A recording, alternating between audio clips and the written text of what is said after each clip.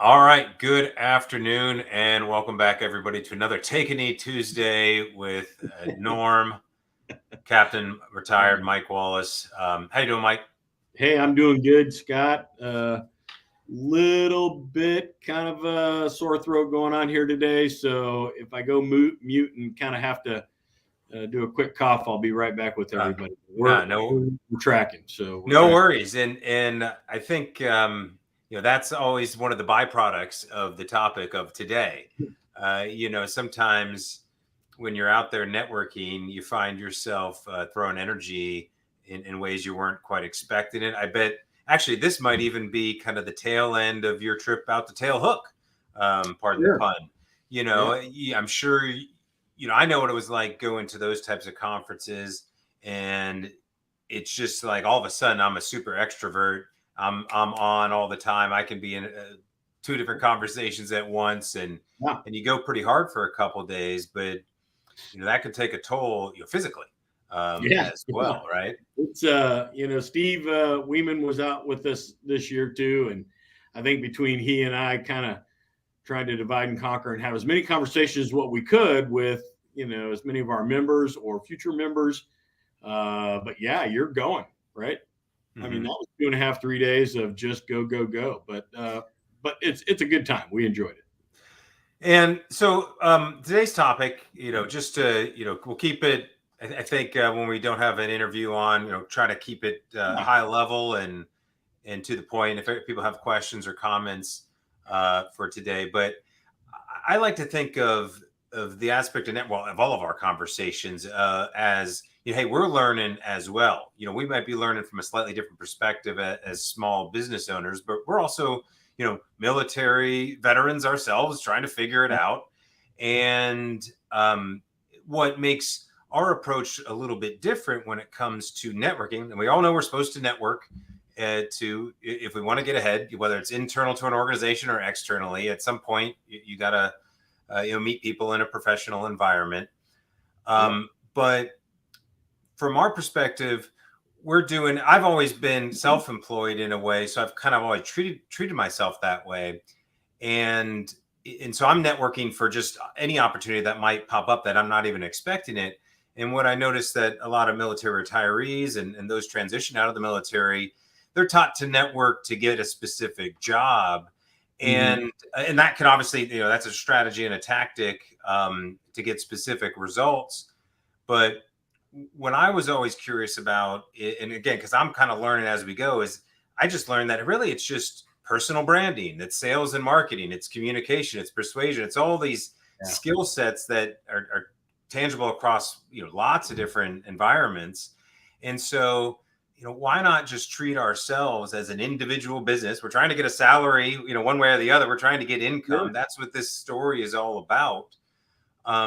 What if we kind of reframe this whole conversation and made it less challenging, and in remove some of the expectations of, oh, I'm networking, I'm waiting for somebody from this organization to get back to me, kind of that approach, Exactly. versus the, hey, I'm here, this is what I have to offer, these are kind of people I know, oh, you got a network, let me connect you with this, being a more of a useful, valuable person as you're figuring it out, as you go, because that's kind of how I've always approached my military life. I'm just kind of figuring it out. But the more people the more situations you run into, and you learn experiences and stuff, from all different environments. So I think you're really onto something there, Scott. And I know, for the members out there, when Scott and I stumble into a Tuesday and we know we're going to kind of be talking, we chat a little bit earlier in the day about, hey, what are you thinking, kind of thing. But I just love the kind of a little bit off the cuff approach here, but we no shortage of things to speak about. But this has been, as you know, and for listeners who have listened even last week, we touched on it a little bit. And this has been really, kind of on my heart lately, right? I've been, kind of forefront of mind. I've wanted to talk about this because I think you're right, Scott. I think in a lot of cases, we over label it, we overthink it, we think it's this, this networking, it's this thing that we got to do. And don't misread me, right? There is some of that, right? You have to get out there, if you're looking to leave the world of DoD, and let's call that the center of the universe, and you want to go and be a program manager or director at Google or Meta, well, that's hundreds of thousands of light years away, right? You've got to build a networking bridge, right, to kind of get headed that direction that's going to serve and meet your needs. But I think in execution, right, we do sometimes overthink it, right? We overlabel it, we overcomplicate it, right? Mm-hmm. When it comes just down at the end of the day, it's just meeting people. And, here's a great tidbit, a takeaway, right? If this is my first big inject for this discussion. The key to being successful in networking, right, is do something for the person that you're networking to. Don't come to the table asking for anything. Just have an open mind, seek to gain insight, seek to understand, learn, right? Be open to it, and really have a servant's mindset. Approach it such that, hey, Scott, what can I do for you today? Hey, Scott, I just want to let you know I've got this going on. If that's of interest to you, or you think you might be able, or hey, I see that you're engaged in these type of activities throughout the week. If you need any help with that, let me know. I'd be happy to do that. Right? If you come and have a servant's mindset, right? As well as I do. People are great. They're like, oh wow, I'm getting value out of this. Right? There's I'm connecting here, and I want to stay engaged. But the second that you and I enter into a conversation, for the use case example, hey, Scott, you're with company X and I'm looking to get hired by company X. And hey, what do you got? Do you have any jobs for me? Right? The blast shields go up, and people just, they don't want to have those conversations. And it's really in that, mindset, that approach, it's way more art than it is science, right? Mm-hmm. And by that, I mean, hey, you're networking. It's not step 1, 2, 3, 4, 5, and you're going to be set. It's really a little bit of the art, right? It's the approach, right? Hey, yes, you are engaging. Yes, for the listeners out there, you do want something, but the frontal assault rarely works well in that environment, right? Like, hey, yep, nice to meet you. Yep, this is great. What do you have for me today? Right? That's not a real good engagement. Thoughts on that? I mean, have you had any experience in the frontal assault? Right? I call it the trick, right? You kind of want to work it softly. Yeah, and that's the challenge. I mean, because when we think about this topic, hey, what are the biggest challenges that military retirees face that I've seen from the years of talking with them? It's like if you don't want to, if you get it, like, all right, I don't want to just go and ask, but I don't necessarily know how to be useful to this person. And how could maybe let's put ourselves in the shoe of the person receiving the ask or the connection request from a new retiree who's saying, hey, I'd like to connect. What is going to be useful to that person?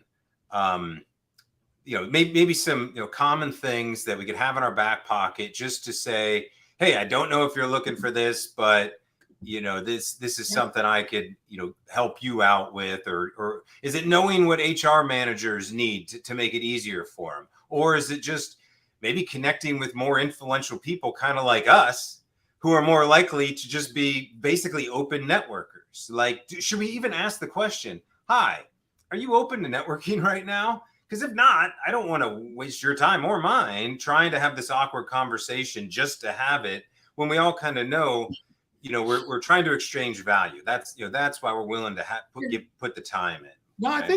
I think that's a good ask, right? And a lot of our membership here at Blue Water, right, we're going to bridge beyond that conversation. We've built a network that is ready to network for all of these purposes and reasons, right? I mean, so we get beyond that first, query very quickly. Hey, do you even want to have the conversation?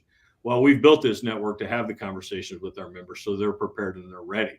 But, if you want to go back to the scientific side of this, and if you wanted just to kind of like make a step 1, step 2, step 3, right? Step 1 is be prepared, right? If you're going to have a conversation with, an individual from the North American headquarters at Steel, and your sole goal in this engagement at the end of the day is to make that person so enamored with you that they want to have a follow-on conversation, or they're so impressed with you that they go, hey, I really have enjoyed this conversation, Scott. And hey, I just want to make a leap of faith. I know you're stepping into your career progression. I'm not sure what you're looking to do, but would you be interested in meeting a person on, a peer team? I think you guys might really have a lot in common. I think there's value in making that connection, right? Ultimately, that's how you want this to go down. But you got to be prepared. So what do I mean by that? I mean, you've got to do your homework. You're going to reach out to us here at Blue Water. You're going to start doing your what we call quantitative deep dive, qualitative deep dive. You're going to look at the company, its environment, its culture.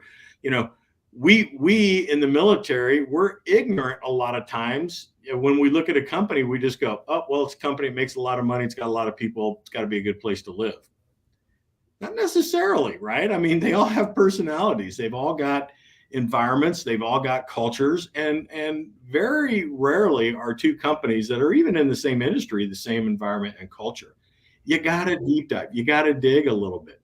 How does that company make its money? How long has it been around? What mergers and acquisitions have gone into that company, right? What did the annual report look like? What does the forecast look like? Is it a healthy environment for you to even pursue, right, at this point, right? These are the kind of things when we say be prepared, such that when you get the informational lined up and you're on having a conversation, you can at least have an intelligent conversation, right? You're not going to be asking for anything, but often in, networking conversations, you're looking for additional insight, maybe in an area that you're not completely knowledgeable on, right? Maybe you want to engage and go, hey, I've read a couple of interesting articles, Scott, lately about the strategic engagement that the company's looking to kind of push over into the European sector. I was wondering if you had any insight on that, and what does that look like for the company in the coming 3 to 5 years? Right, that just lets somebody know that you're up to speed on it, right? And you're read in, and you can have some meaningful conversations. So, step one, you got to do your homework. You got to be prepared. I can't tell you the number of people that will try to reach out and have informational conversations with me, and they have no idea what they want to talk about. They really don't. In other words, it's awkward silence until I go, okay, like we've got 30 minutes. Like, what do you want to talk about? What do you want to know? And they go, well, I don't really know. And, that's awkward, right? You got to be a little bit more prepared than that, right? So, if you're looking for that analytical approach, step number one, you got to do your homework, right?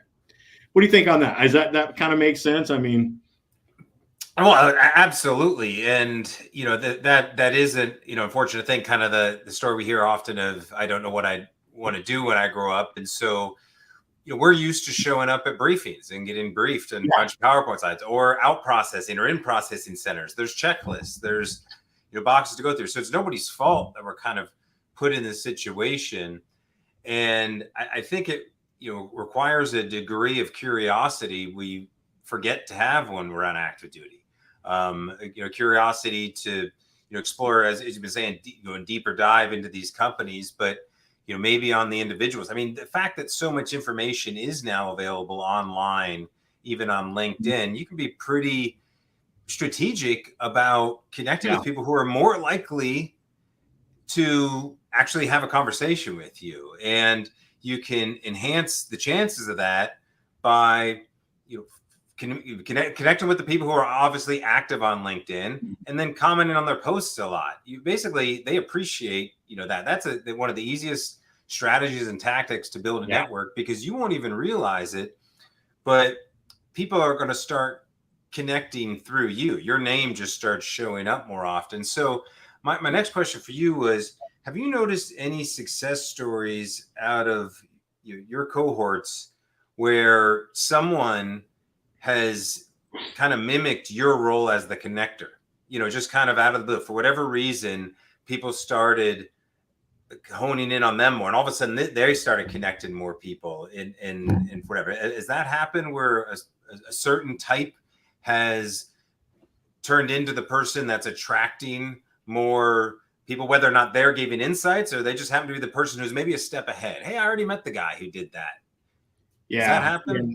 Varying different degrees, right? But it's an interesting, query that you make here, and I think it really comes down to there are individuals that will warm up to this networking task at hand quicker than others will, right? Yeah. I think I see all of our members mature through the process.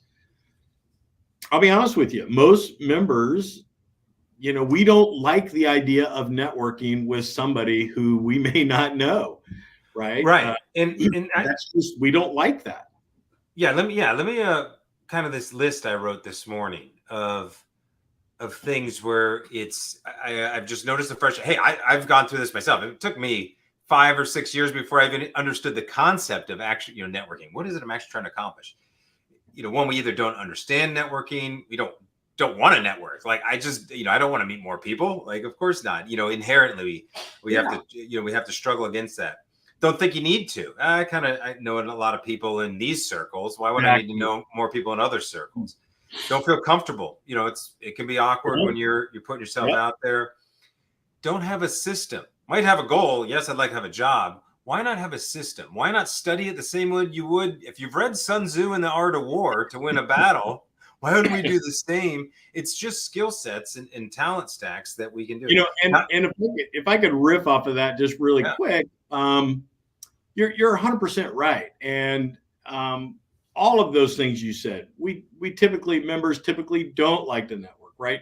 They think a little bit is enough, or they don't really see the value in this, or they don't really understand that the engagement that they're going to be, the engagements, I should say, they're going to be having with people, it's not all going to be about them. I think as military members, we're so quick to just, the frontal assault. We want to stand here. I want to regurgitate everything I've done in 30 years of my life. And then I'm going to take a step back and I'm going to go, now, love me. Why would you just not hire me right now? Right.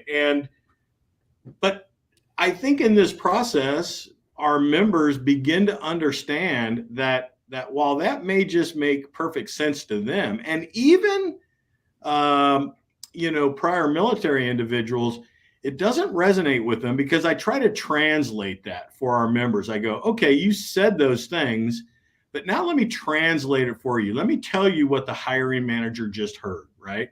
And if you look at it this way, in that networking example, right, you just spew forth all these great things you've done. Well, a hiring manager is going to go, well, I guess that sounds exciting. I'm not really sure, but I'll give you the courtesy upgrade and I'll go, okay, you seem excited about it. I guess I'm excited about it too. Number two, you didn't say anything about the type of work that you wanted to do. You just regurgitated all the things that you've been successful at in your 30-year career. Mm-hmm. You haven't told me, do you want to be a program manager? Do you want to get into quality? Do you want to get into process? What do you want to do?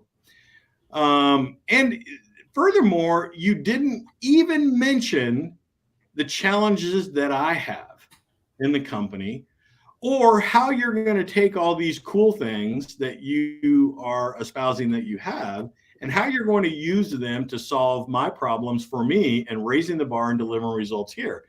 I was uncomfortable before, you see the picture I'm painting, right? You're pushing people away, and we just keep approaching them with, hey, look at me. I can do all these things. There's nothing in the world I can't do. And the irony in that statement, Scott, you've heard me say this before. I look at our members in the eye and I go, the irony is I know you can. I believe you. I've seen you do it. I've worked with individuals, you have too, that can move mountains and just move heaven and earth and accomplish great things. But that's not how it's translated in a networking environment when you're trying to, bring your best self forward, right? See, and so, yeah.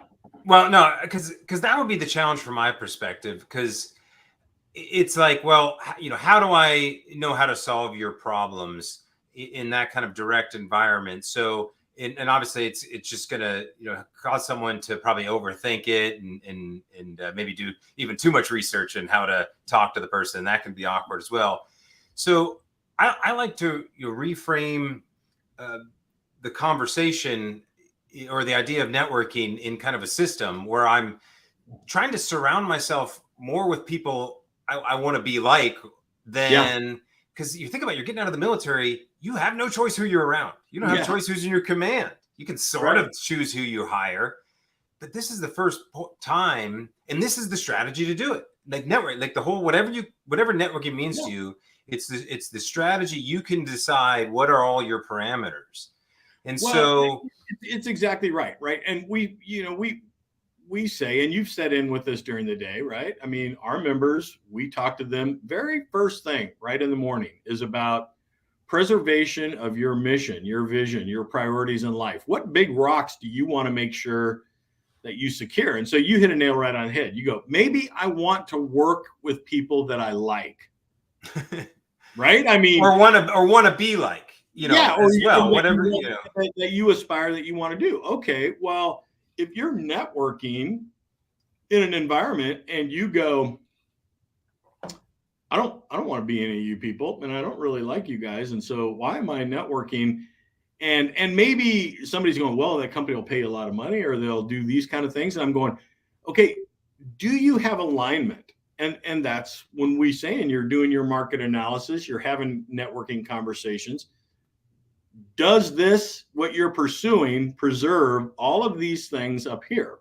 Mm-hmm. And if one, number one on the list was, I want to work with people that I admire and that I want to be like, and that I also like, and you're talking to a bunch of people that you go, yeah, I don't think I really want to hang with you guys all that much. Well, then what are you doing? You go, yeah, well, but they're pursuing me. They're coming after me. They, I'm getting a good vibe that they may like me. That may be the case, but we want Blue Water members to empower themselves. You've heard me say this before, but for the audience out there today, I don't want you to step into your career progression like a third grader who's stepping out onto the playground at recess. And by that, I mean, he's going to sit there until somebody comes up and is nice to you. And then they go, hey, we want you to be on our kickball team. And then they go, okay, well, hey, I now want to be on your team because you picked me because you like me. So I'm going to do this, right? Don't approach your career progression that way. If you go to some job fair, you want to go to, if you're a Naval Academy senior leader, you're going to go to a SAC, or you're going to go someplace, right, a corporate grade job fair, and you're just going to stand out there until some company starts paying you attention. And then you go, well, they are paying me attention. I must like these things. Well, really? And don't misread me here. I'm not saying that may not be a good opportunity for you, but I'm saying prove it to yourself. And one of the best things you can do to prove it to yourself is, how many people are you talking with that are at the company now, or more importantly, have been at that company in months or years past, right? Those are the conversations that I want you to have. So two things I want to back up and just, as we're talking about networking, people come up and they often go, Mike, in fact, I just got an email today, if you can believe this. At the end of our cohorts, we send out a networking connection document. So everybody in your cohort, everybody at the lunch roundtable, all of our corporate partners, all of our senior leadership, we give a great breakout on everybody's LinkedIn profile, their email address. This is your cat shot into the Blue Water Network. I literally got an email from a member today saying, Mike, what am I supposed to do with this? And I'm like, I'm not even really sure. I was kind of taken back by that question. I'm like, wow, really? Like, these are individuals, many of them, that are stepping into career progression just like you. And the power of meeting them and asking them any question. Hey, have you had any luck getting a hold of a company or an individual at, you fill in the blank, company X, Y, or Z, right? That's getting over your paranoia. Networking is a contact sport. You have to get out there and engage people. And so they sometimes don't even know where to start when they're pursuing a company. And this is what I'll tell people. I go, especially for senior military, I encourage you to go back and look at your network, because you may actually be connected to somebody who is now with the company that you're pursuing. That happens frequently, Scott. We lose track. We know, track of our network. We know a lot of people, but I didn't keep up with it for 25 years. And now all of a sudden I realized the guy I went to college with, I go, holy cow, I didn't realize you were, an executive director at company X, Y, or Z. And I had no idea because I didn't check. Well, step one is if you're pursuing a company, I want you to go back in your network and refresh your own networking connections. Find out, are you actually connected with somebody at the company or not, right? That's step one. Because if you are, that is a great first step to refresh that connection, right? So step number one. Step number two, you've exhausted your own network and you don't know, right, anybody there, I want you to look for those points of contact that you want to get, in touch with and find the go-between, right? Hey, I want to talk to Steve Weeman, but I don't know Steve Weeman, but I know Scott Tucker. Scott Tucker knows Steve Weeman. So I'm going to go to you, Scott, and I'm going to say, Scott, could you introduce me to Steve? And oh, by the way, it's more than this.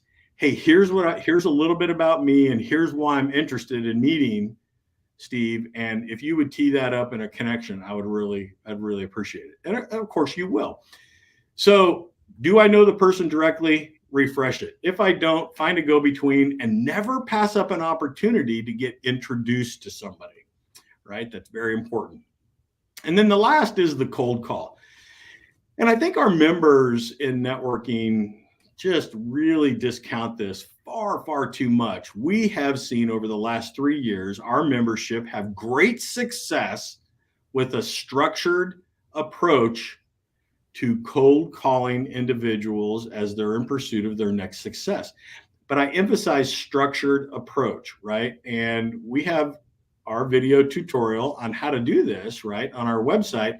And I would absolutely encourage for our members to log back on and check our content periodically because we do update that, but review that in this case because it absolutely walks you through that structure on how to best engage individuals in the landscape that you don't know, that nobody in your network is able to introduce you to.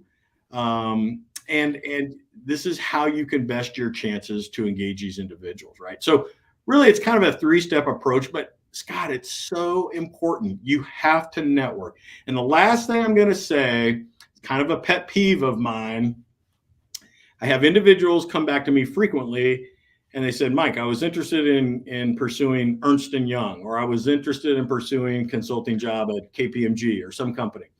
And I go, okay, well, Blue Water, we connected you with a couple of individuals. Did you have those conversations? Well, yeah. And I go, well, how did it go? And he goes, well, I talked to him and then it was over and that was it. Like, you're completely missing the point. And I go all the way back to what you started with. We're overthinking this. It's not a 1 or a 0. This is a meeting. This is a conversation. I now have a relationship with you. It's not just a one touch and you're done. You need to stay engaged. And yeah, there is a little bit of an art to staying engaged with somebody, but not being too intrusive with it, right? But that's important. One contact is rarely going to result in a job offer for you. You've got to have depth in that company.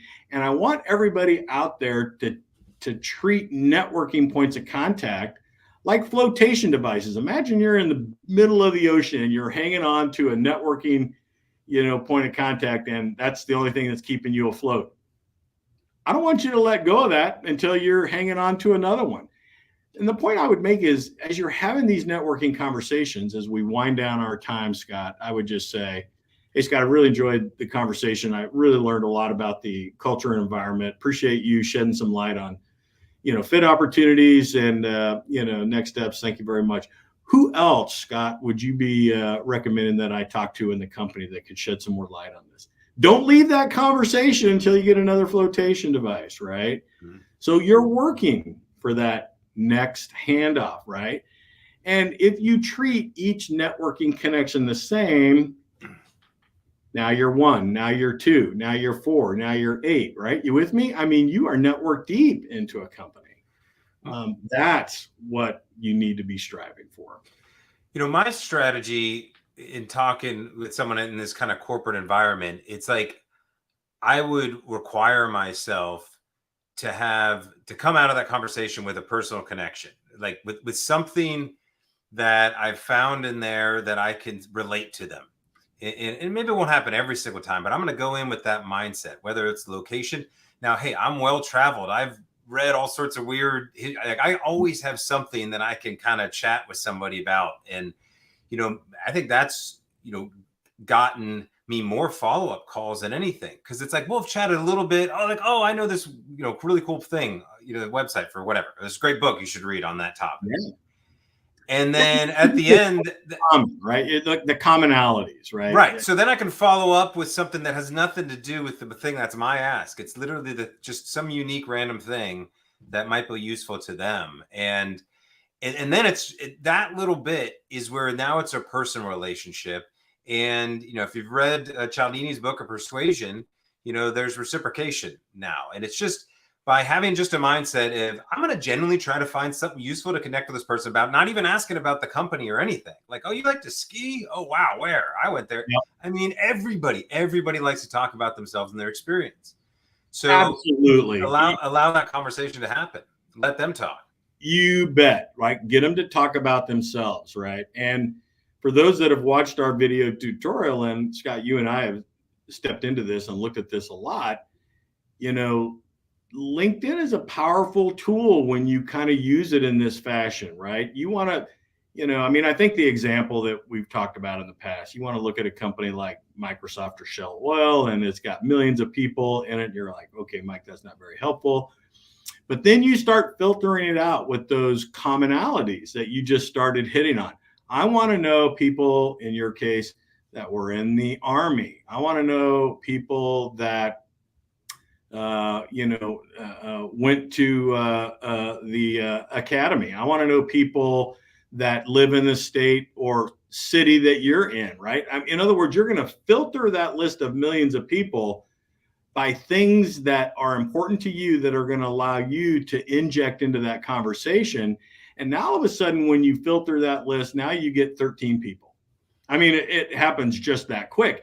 And those are 13 people in that company that were in the Army, that went to the academy just like you did, that graduated, that live in the same city that you, and maybe are also passionate about some other things. Whatever you filtered with, that's your list of injects as you're having that networking conversation, because you're 100% spot on, right? It builds that bond in 30 minutes. You have an expectance of reciprocation, right? That the individual wants to now help you. He kind of sees you more than just another face on a screen.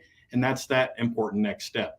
Listen, members that don't embrace this and understand this are missing a huge opportunity. You and I know, in fact, I tell people the single most important thing that's going to lead to, turning your vision of success into reality is networking. That is the single most important thing. And people that are good at it do well with it, and people that resist it, it just slows the process. Well, here's we'll leave it on one LinkedIn hack that for those willing to invest in themselves can maybe speed up that process you were just talking about a little bit. And the goal is to start a conversation, right? Yeah. A one-on-one conversation. Now, having the skill set to make that conversation worthwhile, that's another part of networking. But first trick is to get in the door, right? So how do you get the attention to get in the door a little bit? And what I found to be the most useful, we're talking about adding value. And so if we want to add value on the call by being personal, that's one thing. But how do we add value to increase the likelihood that they're going to get on the call with you? Well, using your filtering technique, if we've also invested in one of the extra components, I think it might be only available through Sales Navigator. I'm not quite sure. Okay. But what might it be worth to you to invest $79 a month or whatever it is, to get a better job?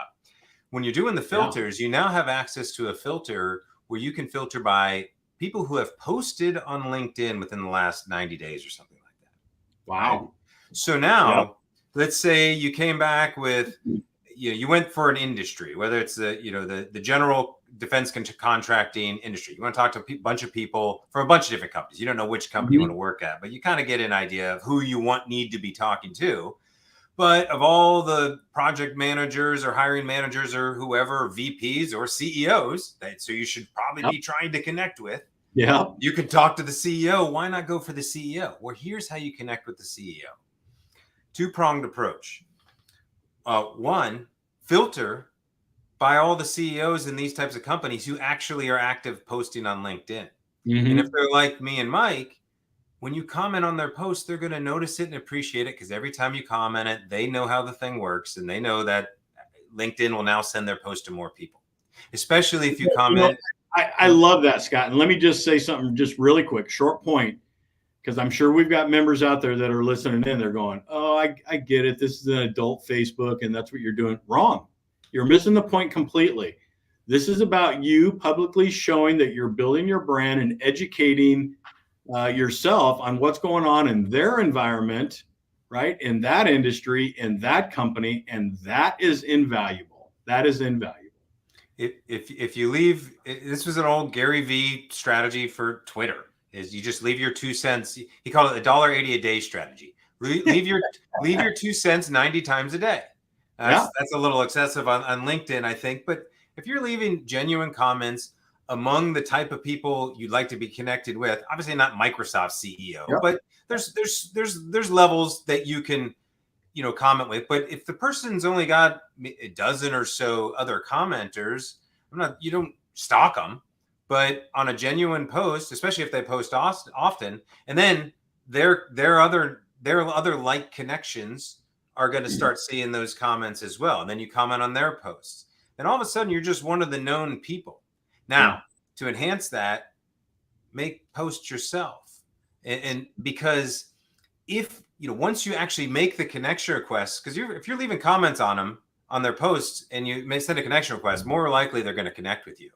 So if you're also posting, most people aren't posting. Only 1% of the people do any posting. So if you're connected with a CEO level person, and they're only connected with about 1,000 people. So if you're doing posting, you're one of 10 people showing up in their feed every day. So over time, it's just advertising. You just see the same headlines over and over again. That's just how it works. So you got to play the game. The game's LinkedIn, being active and being usefully active, not a stalker, obviously. So there's tactics and strategy in there, and I'm happy to share. You bet. Hey, you threw out one of your favorite hacks. I'll riff off of that, and I'll kind of throw out one of my favorite hacks. So the listening audience is getting all kinds of insight here today. For those individuals, and I think you might agree, right? They stepping into career progression. It's intimidating to post, right? I mean, we're not typically used to that. We go, oh my gosh, I want to post something, and what if I say something crazy or stupid or whatever, and so it's baby steps, right? To Scott's point, you step up, somebody else posts, make a comment on it. It doesn't have to be big. Hey, I really appreciate it. Thanks for posting that. It was great insight, right? Whatever it happens to be. Now, to my hack. Let's say you're engaging the CEO like that. And this is a company filled full of people that you think, wow, I would really like to aspire to kind of, be in that environment. I would like to work with these people. Let's say maybe now down the chain, right? You've got a senior director or a program manager and somebody that you've been engaged in. You've had a couple of conversations, but people come to me often, they go, yeah, Mike, I don't want to keep requesting a 30-minute, discussion with this person just to keep my networking active. How about this? CEO, to your point, posts something about their company, culture, industry, whatever it happens to be. You comment on it, but then when you comment on it, you tag, right? You with me? You tag that other director that you had a conversation with 2 weeks prior and just say, hey, Scott, I thought you might find this very interesting. Posted by CEO, Steve Weeman. I thought it was a great article, great read. It resonated with kind of what we talked about a little bit in our conversation, right? Something just very subtle, right? And you push it out there. Think about that. That lets senior leadership know you're plugged in. You're now taking the message that they pushed out, right? And you're pushing it back and you're staying current. I love that hack. And more often than not, I'll get responses from people that I had informational or networking conversations with in the prior, right? It works masterfully well. No, I love I mean, tagging. You don't want to abuse tagging people Yep. in posts, but in comments, when it's like genuinely like, oh, this person could actually add a useful comment, Yeah. like everybody wins Everybody. because the other viewers are going to now hear a more insightful comment. So the fact that you didn't just say nice post and you said actually, and obviously don't fight with the people. I hate it when people kind of get in like little face. I know it's adult Facebook, and so we can have our opinions, but it's like, if we say yes and the old improv technique of saying yes and like yes Yep. and this, and oh by the way, this person would have some great thoughts on it. Like Love that's what LinkedIn wants. LinkedIn wants a it. conversation That on social. their platform that's genuinely useful for all involved. Yeah. So that's the game, to easily get your name. The next trick is having a good headline and then a good profile and all those things. We can talk Building a about another brand. show, right, man? Building a brand. But no, Well, awesome, we're awesome. facts left and right here today, aren't we? Wow. Yeah, well, I mean, I definitely want to build on this. This is obviously, beyond the typical how do I get a job and what do I do with my finances. The whole point of what do I mean by personal branding? What do I want? Who do I want to communicate with? How do I communicate with them to get what I want? What do I want? Tie in that aspect. What's the point of the money if we don't know that part of it? Yeah. And so um, what I'd like to do is put together kind of a mastermind or a little master class where I don't know, get maybe 5 or 6 people here Sure. initially to kind of beta test some ideas, so people be interested in that, because I think you said your challenges, um, you know, having networking is a whole other course. How to do this. So I think we could potentially teach a couple different approaches. I'm brainstorming as we speak, but And I would argue we don't do it well initially. We right. live through some awkward So pain. that's what we want to get over. The Yeah. what are the we're not going to teach you how to do networking 101, and no, what are the quick wins that Yeah. we can do just to have you reframe the whole networking conversation and just not have it be awkward or uncomfortable or feeling needy or feeling like you're bothering somebody. Like what are some of the easy hacks to just get around those doors, whether it's, hey, just going through the Blue Water networker who was already there, or some of those examples we just talked about, just to show up easier and allow things to come to you more.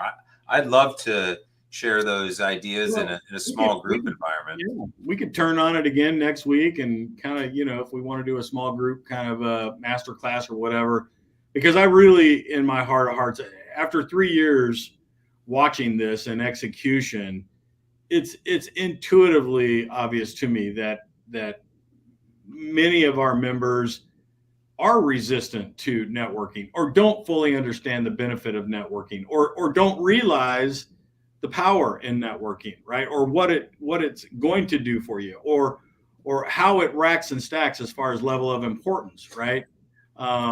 That's what I want to do. I'm going to put together a survey, and I'll get your feedback on a couple questions. Maybe try to keep it less than 10 questions, maybe only 5. Yeah.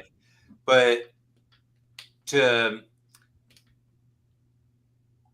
try to glean, we'll have some open-end questions, but also kind of glean, hey, yeah, what are the priorities when it comes to networking? What are the main challenges?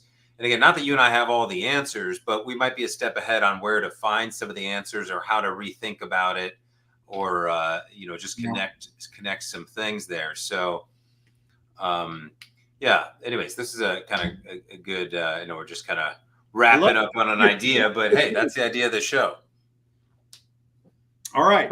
Well, tell me, wrap me up just real quick. Any highlights going on in your neck of the woods? Yes, we've got Jen's podcast will be coming out soon, Holding Down the Fort. So check that out. We got a bunch of episodes out. We interviewed Tom Welsh and Tori about the Tiki boat. By the way, we should totally. Here's definitely something I want to do. I don't know if we'll be able to do it here in the fall because Tori said he got booked up like crazy. But let's definitely. I'll sponsor it or whatever. But let's get you and me and a handful of local people in again our network where we want to kind of talk about what Blue Water's up to, and obviously what US Boat Wealth is up to, but here in the local community, and just do it right there on the tiki boat. That'd be fun. That'd be yeah. fun. So, Tori, if you were listening to this, you know, I got to reach out to you and find open up the spot, Tori, when we could do that, because you know I got I want to find connect with other local business owner types, you know, whether or not they're military transition related or not. Yeah. Because I think obviously as we spread the word of kind of what we're up to, it's also good to get outside of our common circles a little bit, because everybody knows a retiree who's not tapped in on LinkedIn. Not everybody's on LinkedIn, believe it or not. Hey, I want to give a shout out to Tom Marsden, right? He's a VP over at Marathon Consulting right down here at Town Center, right? And as many members realize, right, they're going to be instrumental in taking our Blue Water digital efforts, right, and moving that down range. So we're really excited for members in the future. You're going to have a Blue Water digital platform, and some of you are tracking what that means, but what that is basically going to do for members is, individuals go through and become very locked in with the cohort and the lunch roundtable and the partner professionals. Blue Water Digital is going to bridge that gap from your cohort to the 35 other cohorts that are out there, right? That are up in DC and Pensacola, San Diego, here in the Virginia Beach area. And you're going to be able to see that larger extended network, and you're going to be able to see that larger extended network on who is where, right? Where they have landed. Do they have a landing report? Are they available to connect, et cetera, et cetera, et cetera, right? And that technology is going to bring all of that together. So we're really excited, and that's just the tip of the iceberg. We've got so many different experiences on the platform, not only just for members, but for our corporate partners, right? Our career progression consultants are going to have an experience on there. So it's just going to be good for all of us all the way around. We're really excited about that. So thanks to Tom and the Marathon guys down there for taking it to the next step. So we're excited. Oh, very cool. Well, hey, I've been pushing you to be, well, that's why we're on here. I want to get Mike Wallace digital. Cool. Well, I also want to have, the digital component of this on the Blueprint platform as well. So that'll build out as well. But all right, man. Hey, well, no, good stuff. Lots of cool topics we can build on for the future. But hit us up if you'd be interested in doing a kind of a networking master class. Obviously, going to reach out to people anyways. But yeah, I think that would be it'd be a lot of fun. Nice, a lot of good insight. A lot of good insight. All right. Well, we will. Thank you, Scott. Appreciate you hosting. Okay. You bet, man.